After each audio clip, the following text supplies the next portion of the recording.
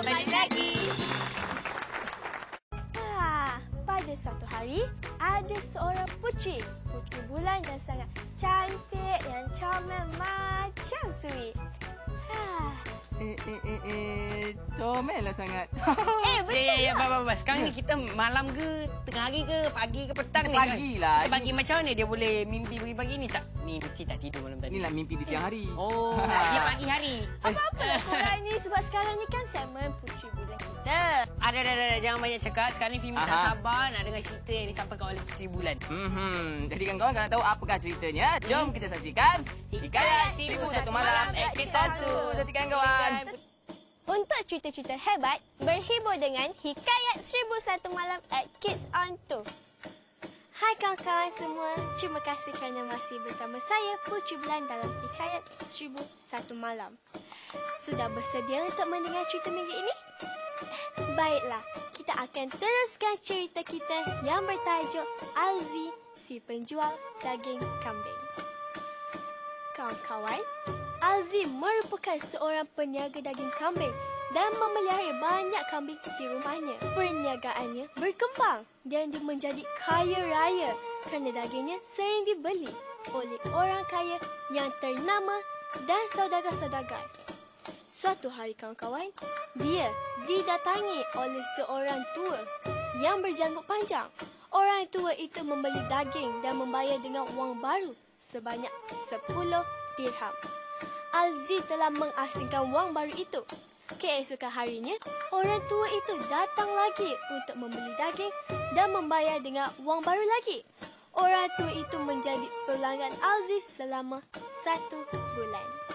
Suatu hari, Alzi mendapati wang baru yang diasingkannya itu telah pudar dan barulah dia perasan kawan-kawan yang wang itu adalah saduran pada kertas. Alzi rasa tertipu dan dia terus mencari jalan untuk memerangkap orang tua itu. Keesokan harinya, seperti biasa, orang tua itu datang untuk membeli daging. Alzi terus memegang orang tua itu lalu memanggil polis. Orang tua itu mengugut Alzi. Sekiranya dia memecahkan rahsianya, orang tua itu juga akan menceritakan rahsia si Alzi pula yang didakwa mencampurkan daging kambing dengan daging orang yang sudah mati. Alzi mempertaruhkan hartanya dan nyawanya jika benar sebagai apa yang diperkatakan oleh orang tua itu. Mereka ke belakang kedai dan kebetulan kelihatan seorang mayat lelaki. Lelaki tersebut telah membunuh diri kerana Alzi tidak memberi kerja kepadanya. Melihat mayat itu, orang ramai terus percaya dengan kata orang tua itu tanpa usul periksa.